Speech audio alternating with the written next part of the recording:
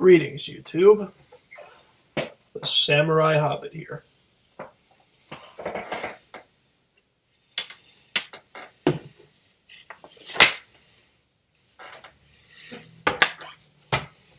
Well, it's 2017. Another year gone. For me, 2016 was, I'd say, about average. On the A through F scale, I would give it a C.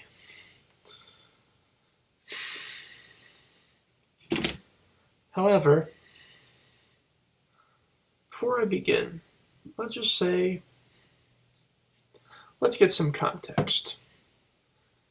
This year's season of South Park, it covered a lot of things. The 2016 election, trolling on the internet, and one thing that was sort of shoved under the rug in the last episodes, nostalgia.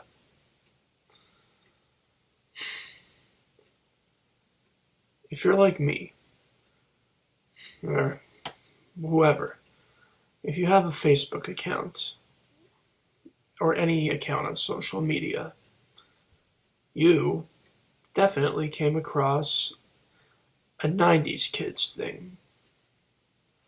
Only 90's kids remember this, only 90's kids know the struggle of this and that, and I was a 90's kid.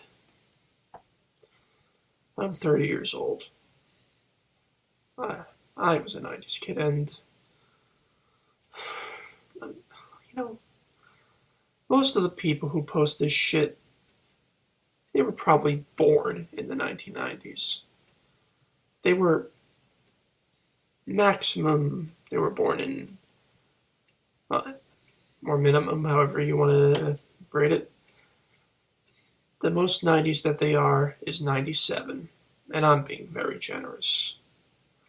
They would not have any fucking memory of the 90s.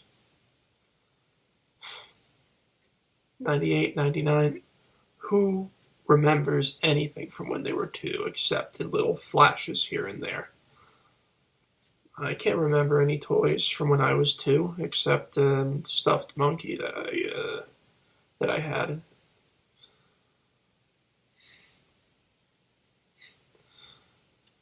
I can't remember any shows from when I was 2. So you know what? They're full of shit. They are really full of shit. Remember the 90's? Weren't they awesome? Yeah, I remember. I actually do remember. I remember the 90's vividly. Many things about it were awesome. Like the old TV shows for kids, such as Hey Arnold, Rocko's Modern Life, Ren and Stimpy, Rugrats, Ed, Edd and Eddy, alright, that was 99. Cow and Chicken, Dexter's Laboratory, Johnny Bravo, Courage the Cowardly Dog. Those were the shit. Even the non-animated shows, like Are You Afraid of the Dark? That would be the highlight of every Saturday night. So, they were awesome. But let's face it. In the 90's were frustrating at best. And terrible at worst. And here's 10 reasons why, if given the opportunity, if scientists come up with a way to go back to my youth and relive the 1990's with the memories of every of the 2000s and 2010s, so we can change what I did in the past and all that, I would not take that opportunity. No. So here's 10 reasons why the 90's were not all that. Why top 10? Because it's a top 10 list, and Doug Walker has a copyright over top 11. Number 10, the video store. Friday night has come. You got no homework, and the God-given weekend is starting. Mom and Dad don't work on the weekend, but they have no money for a vacation at that time, or that particular month or whatever. They don't have time to take you to the arcade or the movies or whatever. And the theme park is closed for the season. So, the family decides on two things to do. They would order out dinner, either Chinese food or pizza, and rent a movie or two from Blockbuster. First, you had to get in the car and drive over there, and then find a parking space, because a lot of families are renting from Blockbuster. Then you had to keep your fingers crossed that they had the movie that you and your family were hoping to see. You might have seen it advertised on the TV. And if they don't have it, you would hope to find one to enjoy. Then there were the lines, because all the kids in school were there to rent a movie. You bring the movie home, enjoy watching it with your family, or with a friend staying over, or with your older or younger siblings. You watch it, and then it's time to return it. Which brings us to the late fees. If you were a single microsecond too late to return that movie or video game that you've rented, your parents would be slapped with a late fee. And this late fee, it was not something to sneeze at. The person who founded Netflix, he went to Blockbuster, was late to return the movie that he rented, and the late fee was $40. Yeah, 40, 40, not 14.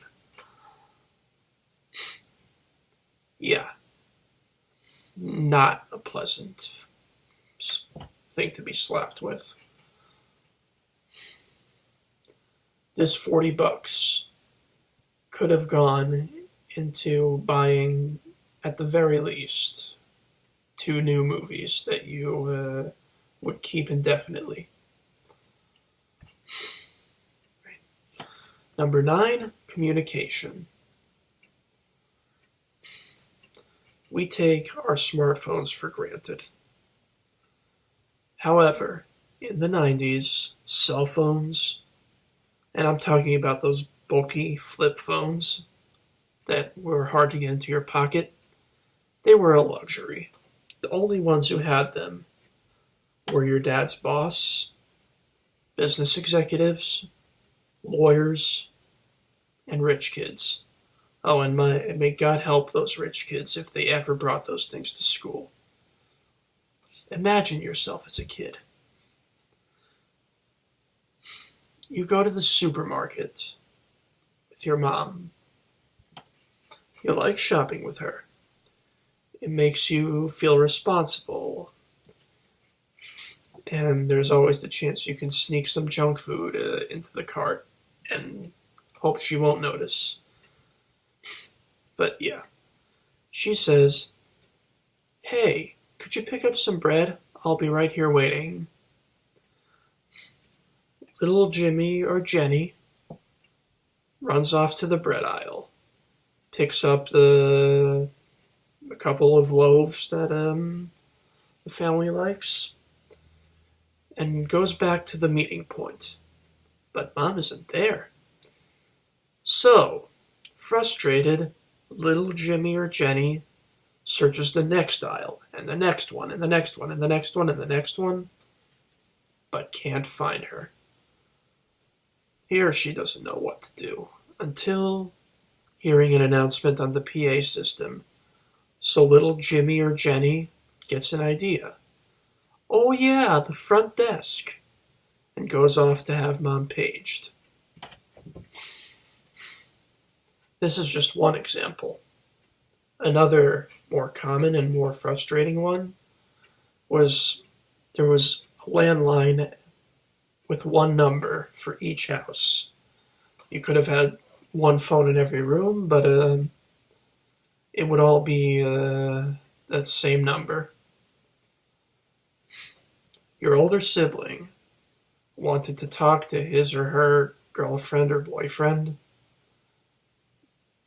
but your dad had an important work call to make and would get in serious trouble if he missed that call. Yeah, it really sucked.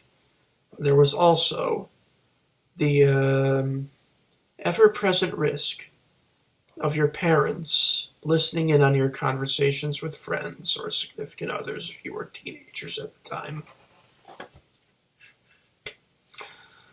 Number 8, annoying internet. Oh, God. I just feel violated whenever I think of that dial-up sound. Fuck. As kids, all us Americans saw commercials for AOL on TV and heard both our teachers and the so-called geeky kids, more on that later, talk about something called the internet. You talk to your parents about it, and they are on board with getting AOL because, hey, it's much better to send emails than pay for stamps. So, what do? Very nice, you want AOL? Gotta get a whole new phone line set up just for that, which means a doubled phone bill. And if your parents used a fax machine frequently, it would be a triple phone bill. Then you get AOL, which you need to replace every year. Yeah, the discs were free. You saw them in every checkout aisle at the supermarket or Walmart. But the service was not. You would have to pay AOL for their service. It left your parents' wallets quite thin. Oh, and there was also a major issue of having to take turns using AOL. Even if you did have more than one computer in the house, which was not very common because computers were expensive.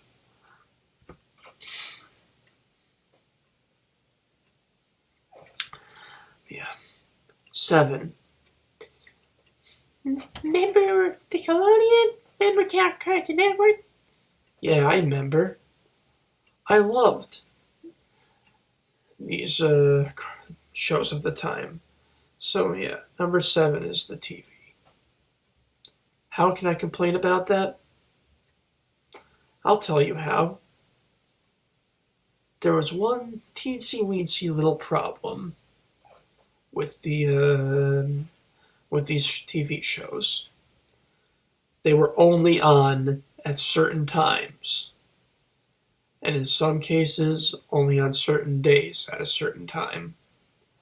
If you had missed any episode, you would have been screwed until the next day or the next week. Yeah, you could have videotaped those shows, but if you were in school, you would have to rely on your parents' memories and the fact that blank tapes cost money. Also, there was another issue of having to watch shows you didn't like in between your favorite shows. Again, after school hours or on vacation days. Because there was literally nothing else to watch in those time slots. For example, the Nostalgia Critic brought up Captain Planet as being one of those. It's true. Literally nothing else was on in that time slot.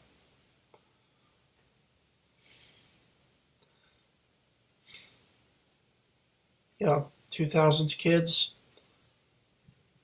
Never take it for granted that you can now watch your favorite episodes of your favorite shows anytime you want. All it takes is a few keystrokes. And if you are a 90s kid or from any previous generation, never forget the inconvenience that was the 90s era. And hell, it probably was worse in your era. Because there was no TV guide to know what time each thing was on. Number 6. Music and music paraphernalia. Nowadays, we have our iTunes and crap like that. Music is incredibly easy to find and easy to collect. In the 90s, it was much more difficult. You had to collect CDs, and CDs were expensive. I would say $15. Yeah, it may not seem like such a big number, but $15 for a CD? Screw you. Yet I bought them anyway. Well, in order to save money, you could have recorded on blank cassettes from the radio. But you had to pray to everything that was holy that your favorite songs would be on. Then there was the issue of CDs being so prone to damage. We all remember the skips in the songs when we would listen to music on our Discmen. God, I remember those.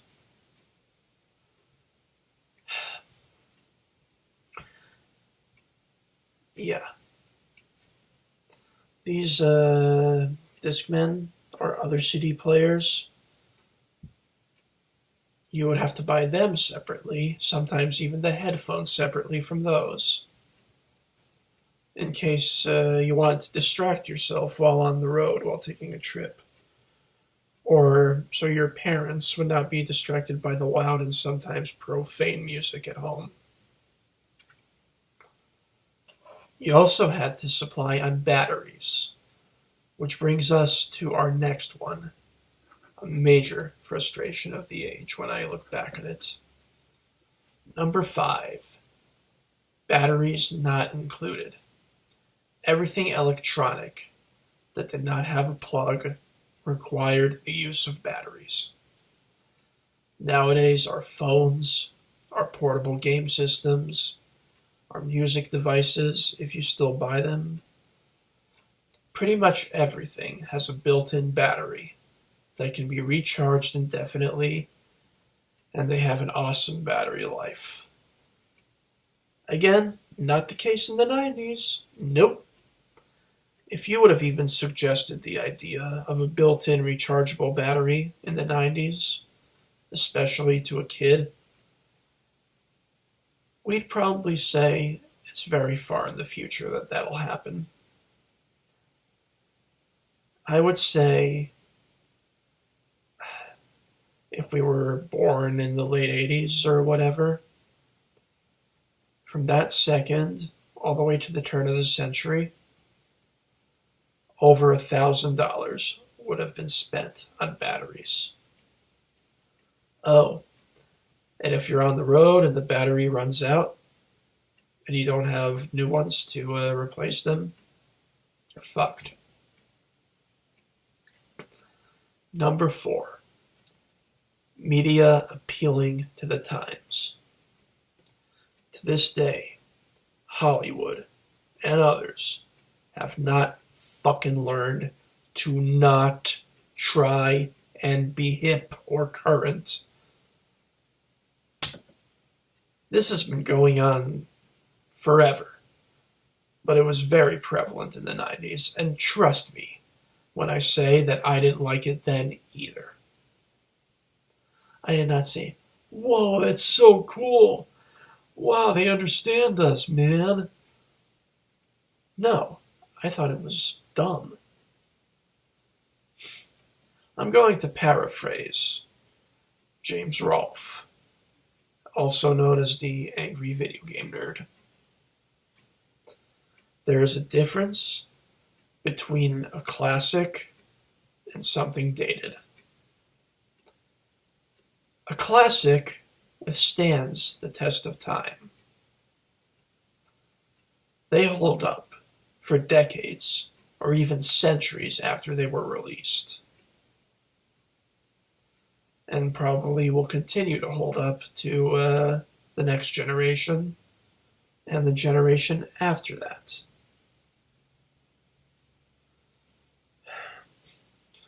Something dated, the novelty dies. When it dies the minute the era comes out ended.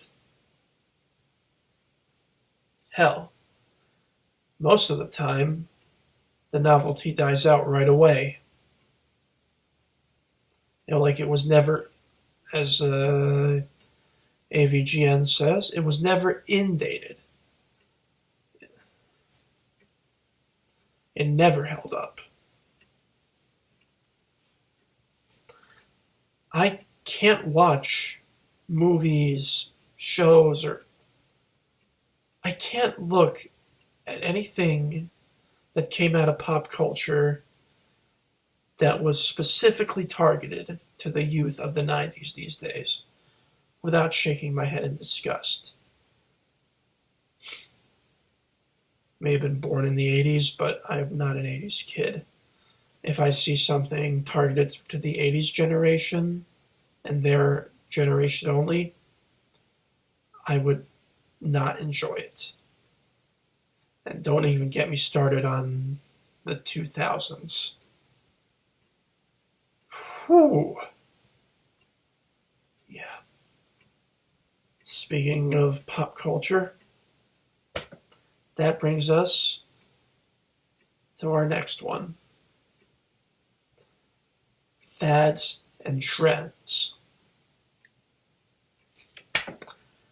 Nothing says marketing like spending your parents' hard-earned money or your bi-weekly allowance on things that are cool. And that's cool, K-E-W-L. But neither you or other kids of your generation would explain or could explain why they were cool, if asked. This shit ranges from novelty items such as pogs or slap bracelets. Yeah, I totally fucking went there. To clothing styles. Good God. And toys like virtual pets, Beanie Babies, or Furbies. God, Furbies were fucking scary. They creeped the fuck out of me. They look like some hideous nuclear accident breeding of a cat and an owl with a drunken Yoda voice. How they caught on astounds me to this day. You know, as a kid, I used to think that there was an elite council of billionaires out there that decided year by year, okay, this, and this are cool. This style of dress is going to be in style for now. So they could bleed our wallets dry. I look back at 90s fashion again and echo the words of James Rolfe.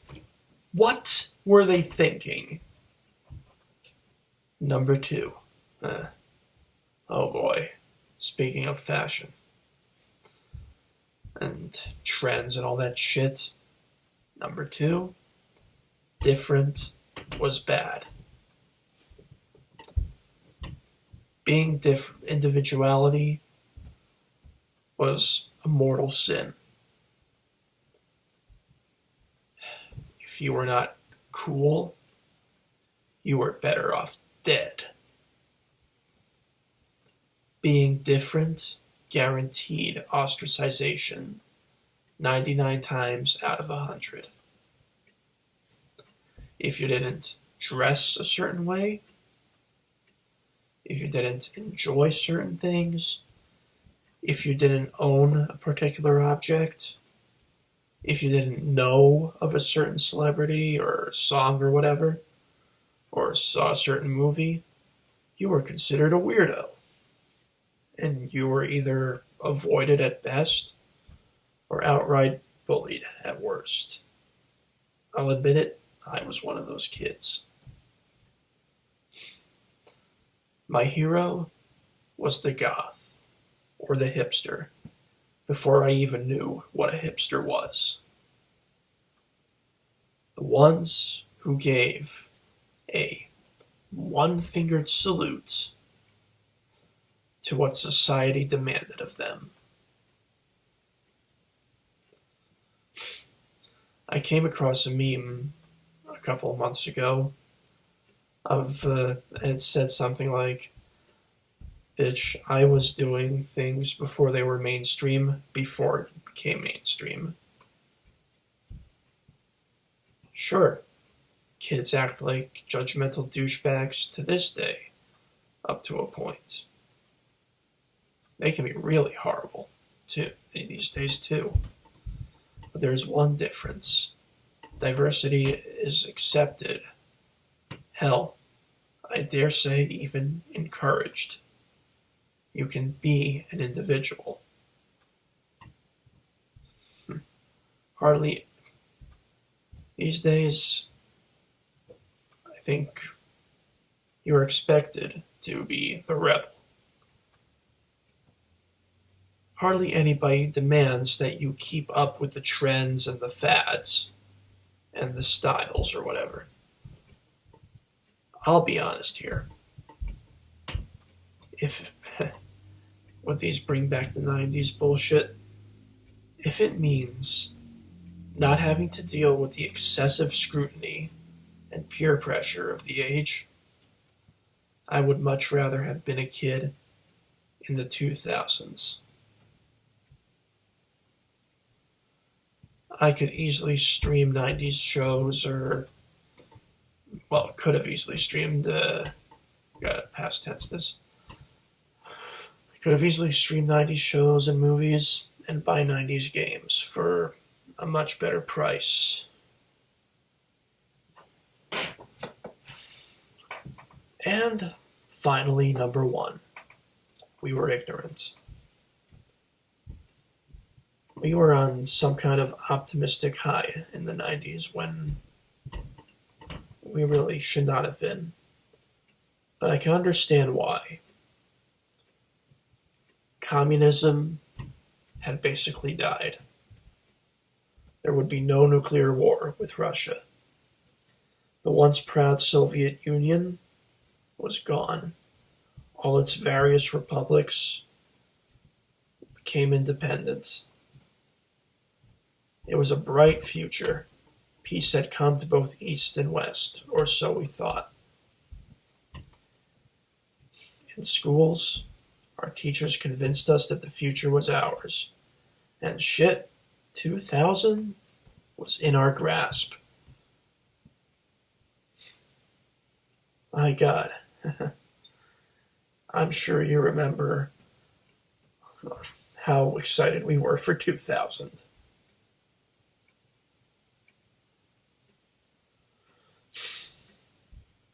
If only we knew. The economy was booming, apparently. Yup. With a new millennium on the way, soon we would be living like the Jetsons. All the problems in the world, such as hurricanes, earthquakes, the Balkan Wars, the Rwandan genocide, the Gulf War, Somalia, the economic bubble about to burst. These were all conveniently swept under the rug and not made known to most of the populace. Because, hey, things were just peachy. That is, until one day, each 90s kid overheard their parents watching the news or saw an article in a national level newspaper while walking the streets or in the supermarket.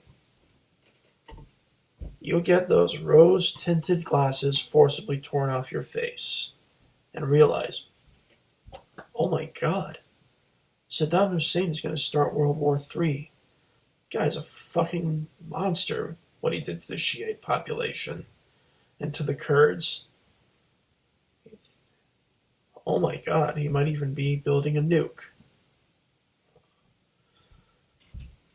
And, or alternatively, Jesus Christ, this Milosevic guy is sick. How he kills all those Albanians. God, he and Hussein need to go down. Or those listening to economic news. Guys, why is the government ignoring warnings by expert economists? We are going to be broke. Yeah, sure. We were wrong about So Damn Insane, as we called him. He didn't have any WMDs, and he was keeping the terrorists under control. That's inconsequential. That's not the point at all. At some point in the 90s, each of us learned that everything was not all cupcakes and rainbows. In fact, it seemed like the entire world was going to hell.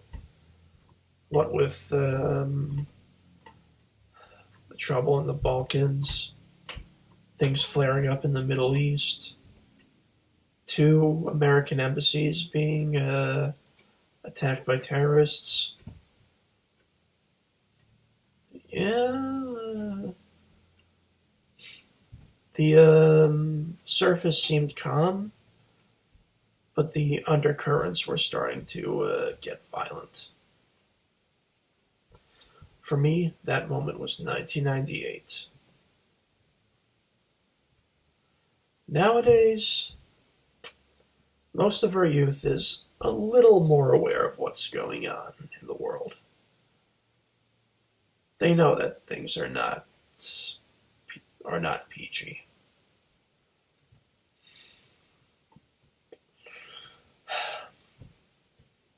So that was my top 10 list. For the most part, I look back fondly on the 1990s. But I would not bring the 90s back, as the memes say. And if any real 90s kids are making these memes and watching this video, I advise you to take off your rose-tinted nostalgic goggles and look at the reality. The 90s sucked. Sure, some aspects about them were awesome, like the video games, TV shows. Hell, the video games were of the 90s. They were my favorite of all time. But, yeah. Society, politics, everything really. The 90s sucked. Let them die. This is the Samurai Hobbit, signing out.